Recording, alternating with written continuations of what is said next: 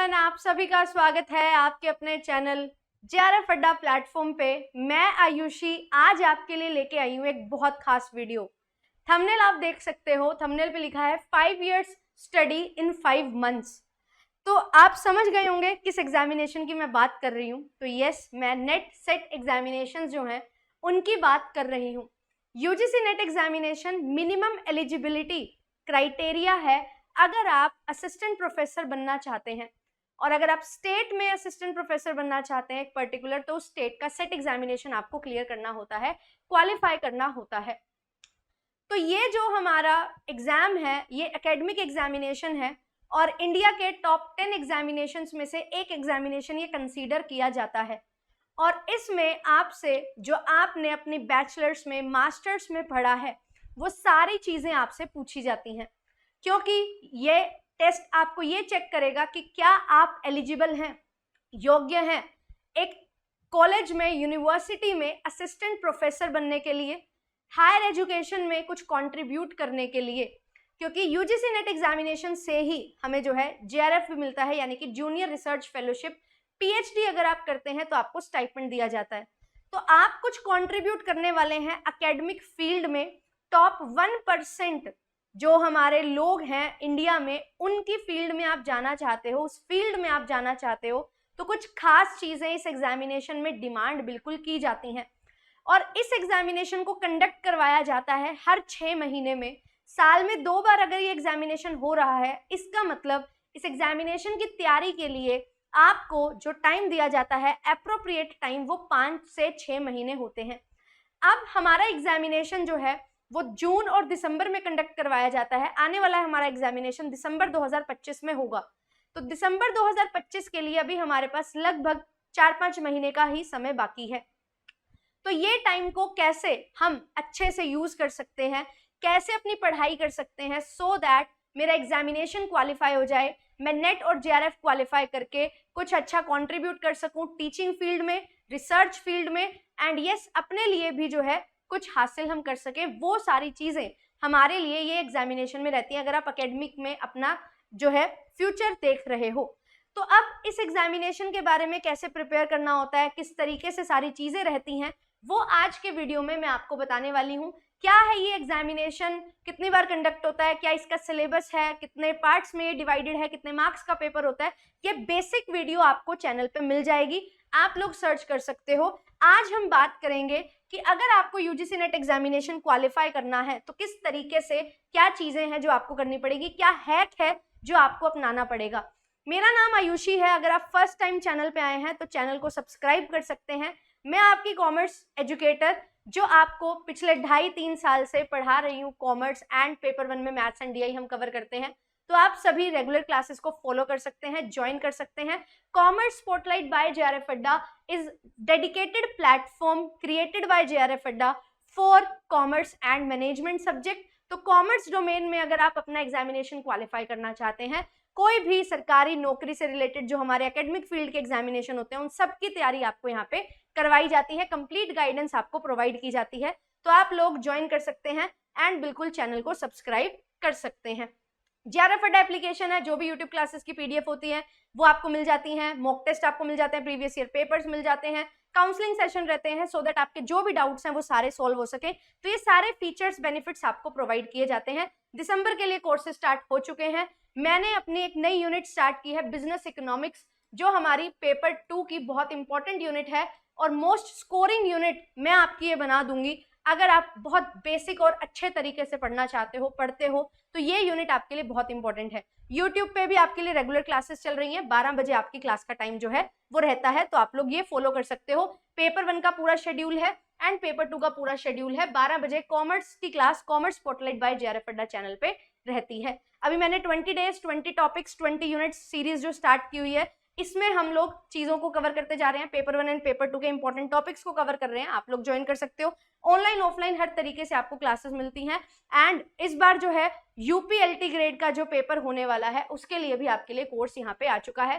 काजल ma'am और मैं जो है आपके लिए लेने वाले हैं ये complete course, live and recorded course रहेगा, तो आप सभी ज्वाइन कर सकते हो। चलिए अभी स्टार्ट करते हैं हमारा सेशन। ये बेसिक इंट्रोडक्शन मैंने आपको दिया सो दैट अगर आप फर्स्ट टाइम आए हैं तो आपको पता लग सके क्लासेस कहाँ कैसे किस तरीके से चलती हैं। तो 5 साल की तैयारी जो है वो आपने 5 महीने में करनी है, दोबारा से रिवाइज करना है हर चीज। और यूजीसी नेट एग्जामिनेशन जहां पे रिजल्ट आपका सिर्फ और सिर्फ 6% जाता है नेट के लिए और 0.5 to 0.6% मैक्सिमम जो है ये रिजल्ट जाता है आपका जेआरएफ के लिए।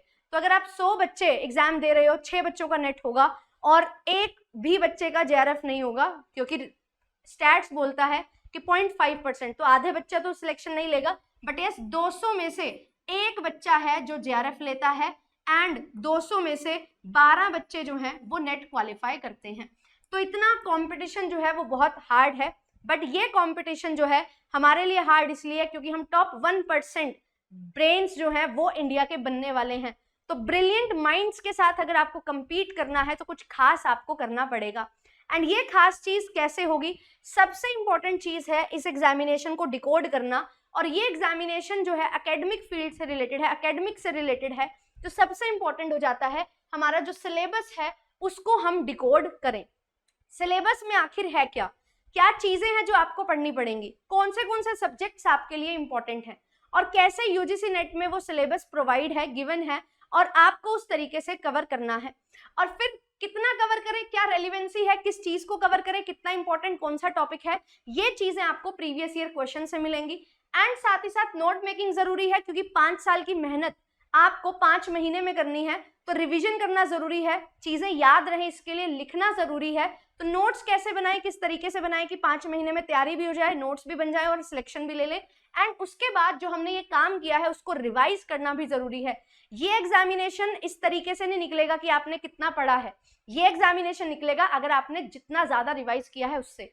एक चीज को आप 2 अलग अलग जगह से पढ़ लो कोई फायदा नहीं, बट एक चीज को अगर आपने 2 बार कम से कम रिवाइज किया है तो आपके लिए बेनिफिशियल होने वाला है। तो 2 से 3 बार की रिवीजन हमें चाहिए। कैसे वो रिवीजन होगी, किस तरीके से रिवीजन की जाएगी कि 5 महीने में 5 साल की तैयारी हो जाए, तो यस ये सारी चीजें इंपॉर्टेंट हैं। फिर उसके बाद क्या आप उस लेवल तक रेडी हो चुके हो कि आप अपना सिलेक्शन ले पाओगे, आप उतना स्कोर अचीव कर पा रहे हो, जो कट ऑफ जा रही है उसको रीच कर पा रहे हो, उसको ब्रेक कर पा रहे हो स्कोर को। तो यस मॉक टेस्ट भी हमारे लिए बहुत इंपॉर्टेंट है, जो आपको आईना दिखाते हैं कि ये देखिए आपने जो पढ़ा है उसका क्या रिजल्ट, क्या आउटपुट आपको मिल रहा है। तो ये 5 चीजें बहुत ज्यादा इंपॉर्टेंट हैं यूजीसी नेट एग्जामिनेशन की अगर आप तैयारी कर रहे हो, क्योंकि अगर ये चीजें नहीं पता होंगी, ये चीजों पे अच्छे से काम नहीं करोगे तो आप सिलेक्शन नहीं ले पाओगे। कंपेटिटिव एग्जामिनेशन है, आपका कितना नंबर आ रहा है वो मैटर नहीं करता, आप कितने बच्चों से आगे हो वो मैटर करता है। और इसी चीज को ध्यान में रखते हुए ये वीडियो में मैं आपको हर चीज बता रही हूँ। सबसे इंपॉर्टेंट चीज है डिवीजन ऑफ वर्क। अगर आपको लग रहा है कि जो भी चीजें मैंने पढ़ी हैं वो सारी मुझे अब दोबारा पढ़नी है और आपके पास 40 सब्जेक्ट में लगभग बीकॉम और एमकॉम, अगर मैं बात करूं कॉमर्स आपका पेपर 2 है, तो आपने 40 सब्जेक्ट लगभग पढ़े हैं, 40 किताबें आपके पास हैं और 40 की 40 किताबें आप पढ़ना शुरू कर दो, तो ये एक सही तरीका नहीं है। सबसे इंपॉर्टेंट है डिवीजन ऑफ वर्क करना। अगर आप अच्छे से अपने काम को डिवाइड करोगे तो आपको पता लगेगा कि ये जो 5 साल की मेहनत है वो कैसे 5 महीने में की जा सकती है। तो यहाँ पे आपके 40 सब्जेक्ट हैं, एनटीए ने प्रिस्क्राइब्ड सिलेबस दिया है यूजीसी ने, जिसमें आपके कंप्लीट पेपर 2 को 10-10 यूनिट में बांटा जाता है, पेपर 1 को भी। तो यहाँ पे आपको 20 यूनिट्स हैं जो कवर करनी है। बट यस ये जो 10 यूनिट है जो आपके बीकॉम एमकॉम के 40 सब्जेक्ट है लगभग उससे मिलकर बनी है पेपर 2 की। एंड पेपर 1 में भी लगभग बहुत सारे हमारे अलग अलग सब्जेक्ट्स होते हैं जिनको मिला के वो यूनिट्स जो है वो बनाई गई हैं।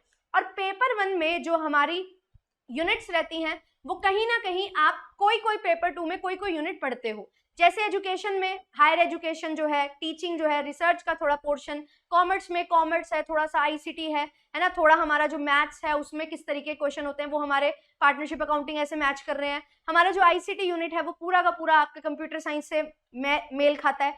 साइकोलॉजी, सोशियोलॉजी है ना, जो हमारे एक और पेपर होता है फिलॉसफी, वहां से हमारे एलआर के कितने सारे कंसेप्ट आते हैं। साइकोलॉजी से रिलेटेड बहुत सारी टीचिंग एप्टीट्यूड की थ्योरीज हैं। और भी हमारे पास जो है, अगर हम बात करें हमारा एनवायरमेंटल साइंस पेपर है तो वहां से, होम साइंस पेपर है तो वहां से पीपल डेवलपमेंट एनवायरनमेंट के बहुत सारे कंसेप्ट आएंगे, रिसर्च के कंसेप्ट आएंगे।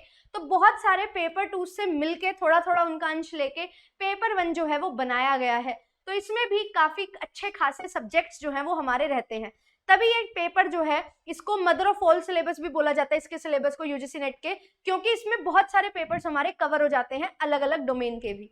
तो यहाँ पे हमारा जो पेपर 2 है और पेपर 1 है, इसमें हमें डिवीजन करना पड़ेगा कि किस तरीके से हमारे जो 40-40 सब्जेक्ट्स हैं, 30-30 सब्जेक्ट हैं, उनको हम पढ़ते हुए चलेंगे और यूनिट वाइज कैसे उनको बाइफरकेट किया गया है। अब ये जो सिलेबस है आपका एनटीए की ऑफिशियल वेबसाइट पे अवेलेबल है, उसको आपने डाउनलोड करना है और फिर एक यूनिट में कौन से टॉपिक मेंशन किए गए हैं वो टॉपिक आपको फिगर आउट करके वो जो आपके 40 सब्जेक्ट्स हैं, 30 सब्जेक्ट्स हैं, उनमें से उनको निकालना है। तो इससे सबसे पहला फिल्टर जो है वो लग जाएगा। एंड जो ये 40 सब्जेक्ट आपने पढ़े थे 5 साल में, वहां से आपका आधा सिलेबस जो है वो छट जाएगा। एंड कौन सा सिलेबस पढ़ना है कौन सा नहीं, क्या चीज पढ़नी है क्या चीज नहीं, वो आपको समझ आ जाएगा। तो सबसे पहला काम आपको ये करना है।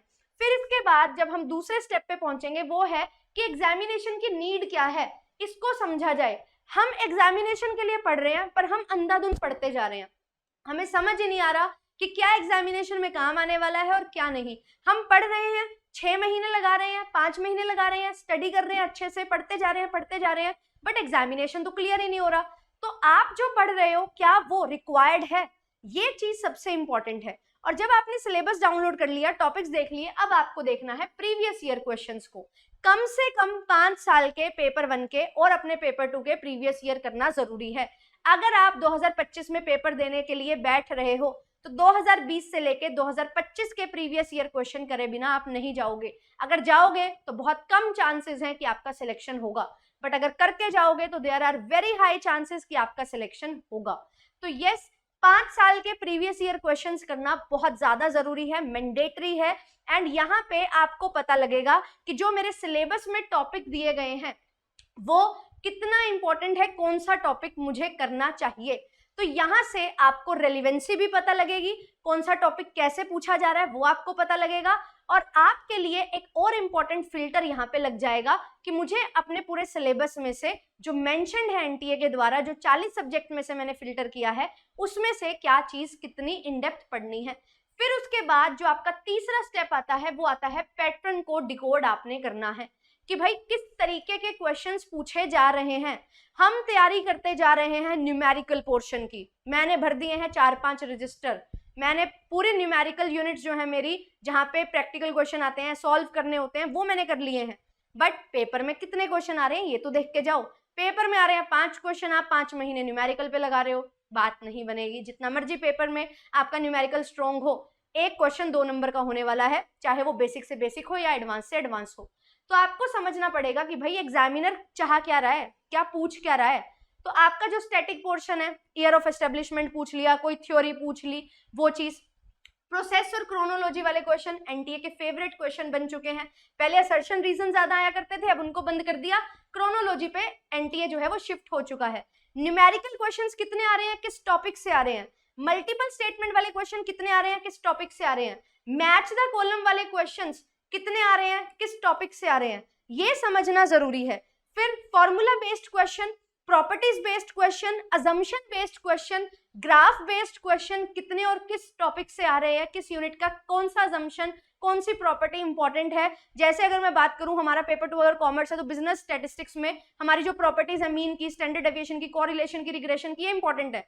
हमारे जो थ्योरम्स हैं प्रोबेबिलिटी की, वो इंपॉर्टेंट है। प्रोबेबिलिटी डिस्ट्रीब्यूशन के कांस्टेंट इंपॉर्टेंट है। मुझे साफ साफ यहाँ पे समझ आता है क्योंकि मैंने प्रीवियस ईयर एनालाइज कर रखे हैं, तो ये चीजें मुझे यहाँ पे समझ आती हैं। हमारे जो यूटिलिटी कर्व है, डिमांड कर्व है ना, हमारा प्रोडक्शन कर्व है, रिवेन्यू कर्व है, कॉस्ट कर्व है, अजम्पशन बेस्ड क्वेश्चन बनते हैं, ग्राफ बेस्ड क्वेश्चन बनते हैं, रिलेशन क्या है आपस में कर्व्स का, यहाँ से क्वेश्चन बनते हैं। तो वो मुझे यहाँ पे ध्यान रखना है।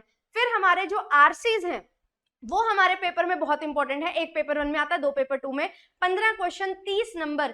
कैसे आरसी फ्रेम हो रहे हैं, किस तरीके से कोई टॉपिक को दिया जा रहा है, आपसे सॉल्व करवाया जा रहा है और आपसे कैसे टाइप का क्वेश्चन पूछा जा रहा है, ये सारी चीजें आपको पैटर्न में पता लगेंगी। और पैटर्न डिकोड करना बहुत ज्यादा इंपॉर्टेंट आपके लिए यहाँ पे हो जाता है। और ये चीज आपको जैसे जैसे आप प्रीवियस ईयर लगाओगे तो कौन सा टॉपिक इंपॉर्टेंट है वो भी पता लगेगा, कौन सा टॉपिक किस तरीके से पूछा जा रहा है, हर बार कैसे उसको चेंज किया जा रहा है, ये भी पता लगेगा। क्योंकि एनटीए एक ही टॉपिक को अलग अलग 2-3 बार में 2-3 तरीके से पूछता है, कभी मैच द कॉलम में, तो कभी स्टैटिक बना के, कभी मल्टीपल स्टेटमेंट बना के, कभी उसको क्रोनोलॉजी में सेट करके। तो इस तरीके से आपसे जो है क्वेश्चंस पूछे जाते हैं। जब आप ये समझ जाते हो इस तरीके का क्वेश्चन पूछा जा रहा है, तो आप अपने माइंड को ट्रेन करते हो। और ये एग्जामिनेशन कंपेटिटिव एग्जामिनेशन है, ये एग्जामिनेशन यूनिवर्सिटी एग्जामिनेशन नहीं है कि हमने अपना आंसर तैयार कर लिया 15 नंबर के लिए, हम उसको लिख के आएंगे, 10-12 नंबर हमें मिल जाएंगे, हम पास हो जाएंगे। ऐसा नहीं है। आपको बेस्ट बनना होगा।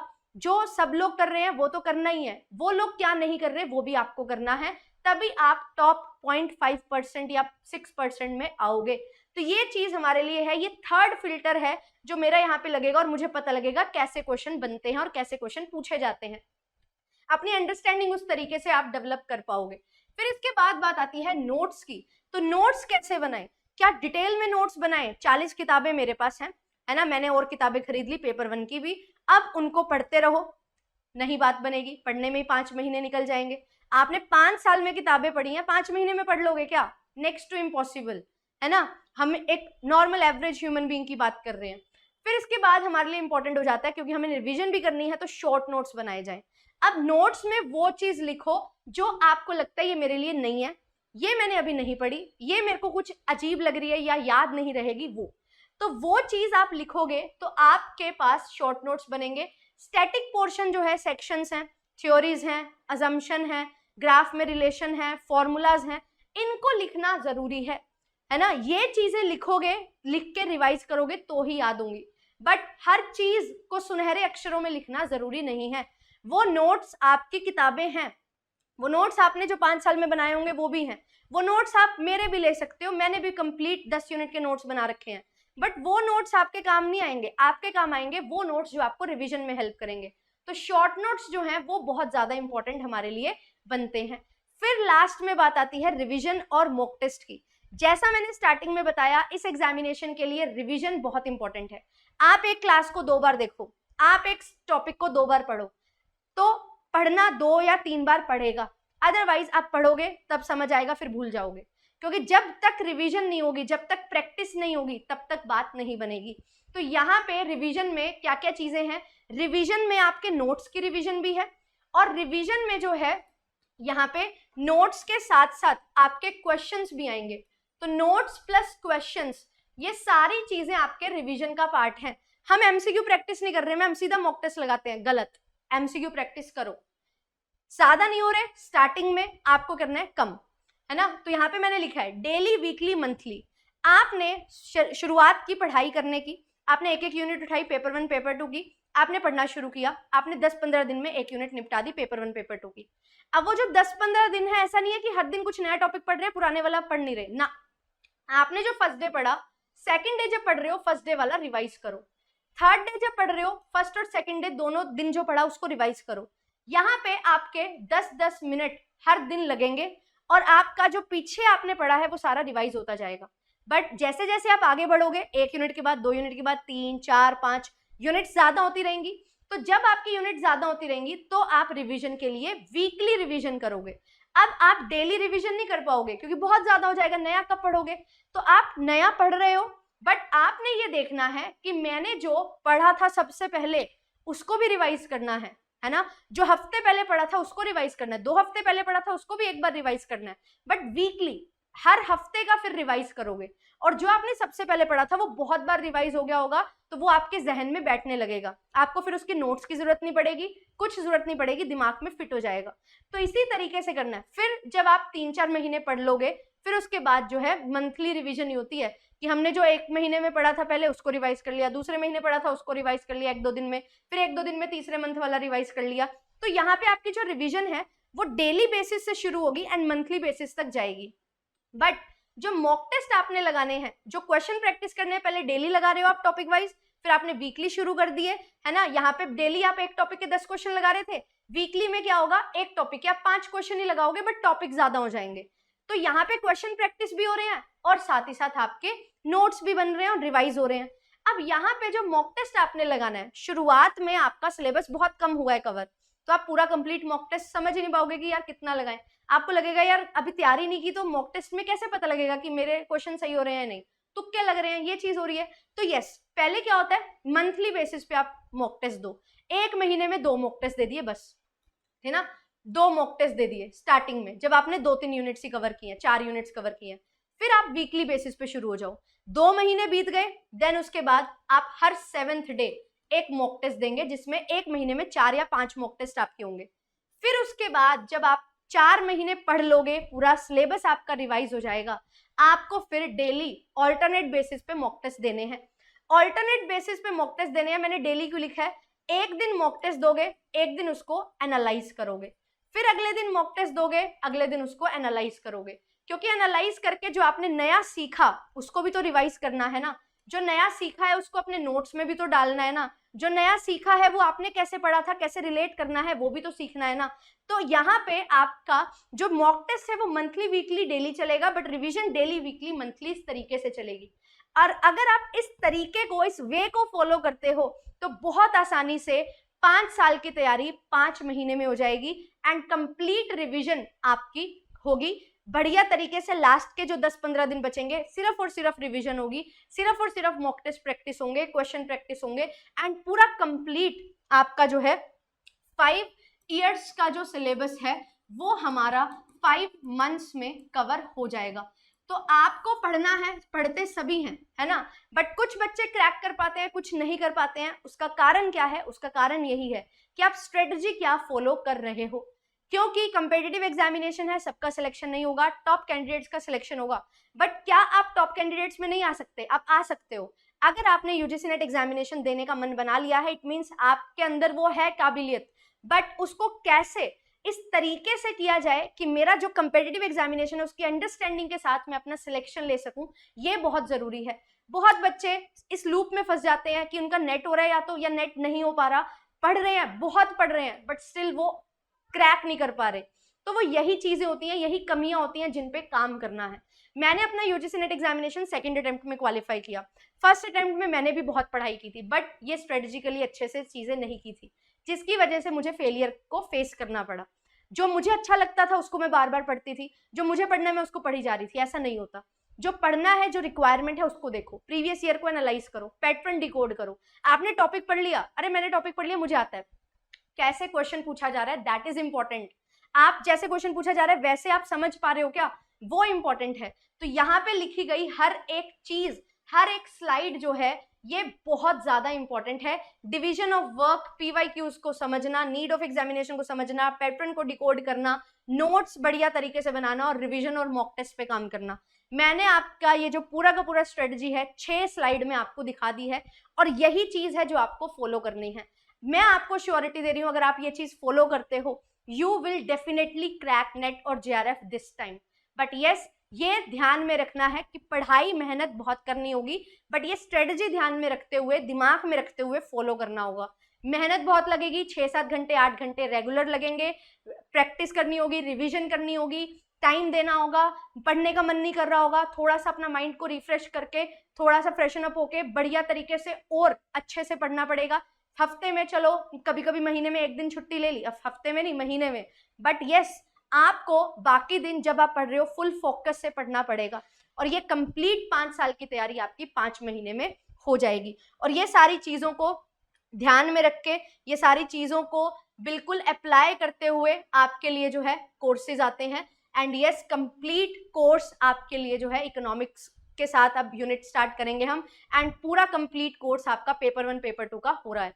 मैथ्स डीआई भी मैं स्टार्ट करने वाली हूँ बहुत जल्द, सितंबर मंथ में स्टार्ट करेंगे, है ना। और साथ ही साथ आपके लिए बिजनेस इकोनॉमिक्स यूनिट स्टार्ट हो रही है 17 तारीख से। कंप्लीट आपकी प्रिपरेशन जो है वो यहाँ पे हो रही है। तो आप सभी जो है ज्वाइन करना चाहते हैं तो ज्वाइन कर सकते हैं। यूट्यूब पे भी कड़ी मेहनत हो रही है। मुझे ये दावे के साथ मैं बोल सकती हूँ कि यूजीसी नेट एग्जामिनेशन की अगर यूट्यूब पे भी ताबड़तोड़ तैयारी हो रही है ना, वो जेआरएफ अड्डा प्लेटफॉर्म पे ही हो रही है। आप पढ़ने वाले बनो, बस आप पढ़ो, डेडिकेशन से पढ़ो, कमी नहीं है। पेड बैचेस लो या यूट्यूब से पढ़ो, आपको सेल्फ स्टडी तो करनी पड़ेगी, बट यस यूट्यूब पे थोड़ा थोड़ा जो है आपको और एफर्ट मारना पड़ेगा चीजें कलेक्ट करने में। बट पीडीएफ सारी की सारी एक्सटेंडेड वे में, स्ट्रक्चर्ड वे में क्लासेस होंगी, A to Z topic cover होगा, वो आपको पेड बैच में मिलता है, क्योंकि स्ट्रक्चर वहां पे ही मिलता है। यहाँ पे आपको सारे टॉपिक्स मिल जाएंगे। कॉमर्स स्पॉटलाइट बाय जेआरएफ अड्डा पे 2000 वीडियोस हैं, 1000 से ज्यादा कॉमर्स की वीडियोस हैं, और question, mock test, syllabus complete, topics सब कुछ करवा रखा है। बट वो थोड़ा थोड़ा आपको देखना पड़ेगा। पीडीएफ उनकी अब एट अ टाइम मिलेगी नहीं मिलेंगी, वो आपको खुद नोट्स बनाने होंगे, तो टाइम कंज्यूमिंग होगा। अगर आप सोच रहे हो जून 2026 के लिए तो गो फॉर इट, बट अगर आप सोच रहे हो कि मुझे जल्दी से जल्दी और बढ़िया तरीके से सारी चीजें कवर करनी है, मेरे लिए एसेट क्रिएट हो जाए, नोट्स बन जाए, तो आप बिल्कुल पेड बैचेस में ज्वाइन कर सकते हो। मिलूंगी आपसे नेक्स्ट सेशन में। Thank you so much, all the very best. अच्छे से पढ़ो। कैसी लगी ये स्ट्रेटजी जरूर बताना, बहुत इंपॉर्टेंट, बहुत अच्छे से अपना जो मैंने समझा इस एग्जामिनेशन के बारे में वो आपको समझाया है, एंड डेफिनेटली ये चीज आपको हेल्प करेगी और आप सक्सेसफुल जरूर होंगे। All the very best. मिलूंगी आपसे नेक्स्ट सेशन में। Thank you so much.